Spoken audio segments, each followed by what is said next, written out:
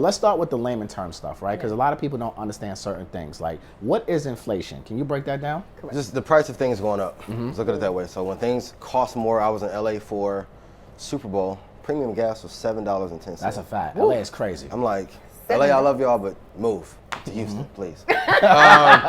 Jesus. So when prices go up, that's usually what inflation is. And we were in such a low environment where interest rates were low for forever, post Obama being in office.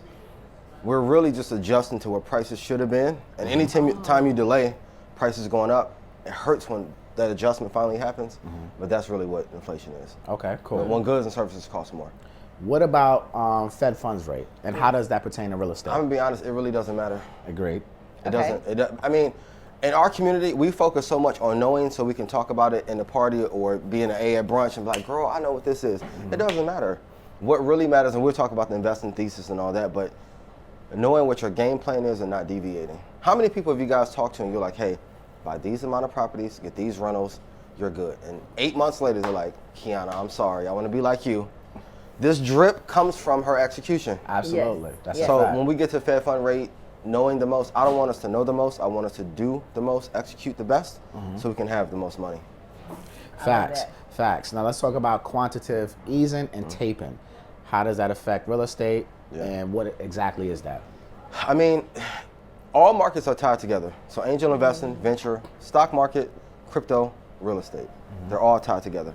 So quantitative easing is just, they're giving out so much money. It was easy to raise funds. It was easy to get deals done, right? Because money was flowing. When they taper, it means we're taking the money back. And now we're not printing as much money. So now we get to see who are the real investors, not just the people that are talking about it, who is good in real estate, who actually can do deals. Absolutely. So quantitative easing is when the Fed prints money. Tapering is when they say, hey, we're not going to give You know, I'm glad you said that, because I always tell people everybody's a top producer in our world when money is cheap. Absolutely. And when money is cheap, and there's more buyers than sellers, right? Absolutely. So everybody's bragging, oh, I'm doing course. this, I'm doing that, I'm doing this. But what were you doing prior to this? Absolutely. Right? And what you gonna do after this, right? Or when it's tough now. Like now is game 7. Oh, yeah. 20 seconds on the clock. We're going to see who's really good and who's not. We're going to see who the experts are. We're gonna see who the players are. Who the real players are. Right now, there's no inventory. Agents are crying, bowing out every single day. Absolutely. Loan officers are not making it because they don't, the fundamentals. See, that's when the fundamentals of what you really do come into play. Absolutely. When it's not easy. 1,000%. I mean, when interest rates were at 0, everyone was a hero. Of course. In every market. Right? That's Then a all of a fact. sudden, now things are tighter and back to normal. And for those that remember like 2007 and 8 in Atlanta, Oh, yeah. it was rough. It was rough. It feels like that all over again. Uh-huh. But if you build your business, stick to your fundamentals, stick to your plan, you can build an empire. Like some of those houses in Lithonia and Alpharetta that was going for 300, 350. Oh, yeah. Crazy right now. 800, 900 now. Today, right Yeah, now. everything is a long-term game, but for everyone watching, build your base in a recession or when things are tough. Yeah, I mean, I think this is the perfect opportunity for people to really build their wealth. Look, the stock market is on sale right now. Companies are, you know, I mean, my portfolio was taking a nice little hit this week, but I love it. Yeah. Right? Because for me, it's like, oh shit, it's time to load the boat. Like Absolutely. good companies, 2 techs, 2 index, right? Simple. And just keep it simple, stupid. Yeah. Right? You don't have to really try to reinvent the wheel. Just load the boat on the companies that you know and you trust. So for me, I love this. Right? Even from a real estate perspective, being a transactional person, now these jokers are now going to go into other industries, right? Absolutely. They're going to leave, and it's going to, for the real players who've been here for a long time, and this is what we really do. Now we can continue to take the scraps that they're leaving behind and now add to our And it's a trust factor. When things get tough, Yes. people want reliability. Who can I turn to when the market is messed up and say, hey, guide me and what are you doing? And the market kept going up so much. And I told everyone, most didn't listen, but for those who watch Rants and Gems and Market Mondays, I know you do. But if the market kept going up and making new highs, when it falls, what are you going to do? You have to wait to buy. So my dad is in real estate and construction. Oh, good. He's always been like, my principles for investing in the market came from him. So it's like, if the market tanks 50%, if a house caught on fire and they sell it to me for half, sell it to me while it's on fire. I don't want it when the new cabinets are in. Right. You got marble floors, and now because now you're paying a premium. Absolutely. I want to build the equity in. So I want to invest in the top 5 companies that have the deepest dip. Apple, Microsoft, Google, 3 best companies to invest in, but people always want something new, shiny. Right. And I'm like, that's because you don't really want to be rich. I'm going to be real. Most people don't listen and don't execute because they don't want to be free. That's a fact. They don't want to be free. They don't want to be rich. Most men want enough money to trick women into having sex with them for 1 or 2 nights, and that's it. They don't want to be responsible. That's truth. Did y'all see my face? I said, That's truth. Sounds about right. Sounds about right. I can't even hold you up. Okay, we have to laugh at that. Okay, that it's is a cheers moment. Cheers. It's a cheers moment. Oh shit, I ain't got no drink, but we're going to cheers the water. Fellas, I'm not coming for you. But the truth is why men don't execute, because if you look out here, Roger Federer, if we go to the States with Kobe, Mayweather, Kobe Bryant, Tom Brady, the blueprint is the same. Yeah. You're right. Time in. Consistency. Time in. Consistency, put everything else to the side. But most people want to flip. Yeah. So when I'm saying, hey, 2 Tech 2 Index, people, I don't want to hear that. Or they ran to options, I'm like, you're getting destroyed now. Indexes are still doing well. Yeah. Apple and Microsoft are still doing well. Absolutely. And so you're telling people just to stick to the fundamentals. And that's the thing, like this is a real estate podcast. We always talk about real estate. But real estate in stocks, like it all makes sense. Like I am so grateful to be on this platform and be able to say I can call you, I can call Trapper, I can call Jessica and say, listen, tell me what to do with this money. Absolutely. We're transactional. And a lot of real estate agents and a lot of realtors, you guys are listening, a lot of loan officers, and you're transactional, you're making a lot of money. Where are you putting your money to diversify your portfolio? Agreed. I really feel like you have to have money everywhere. You have to have some brick and mortar and you need to have some stocks, right? You have to. So you can be free. If not, you won't have any safety, even for the loan officers. I talk to a lot of loan officers that are still going through the issues of they may have 8 deals that they can close, but the company they with may only push through 3, so they won't hit certain bonuses. That's a big problem. Yeah. It's like, why? Problem. And then the next month, miraculously, everything clears, right? Yeah.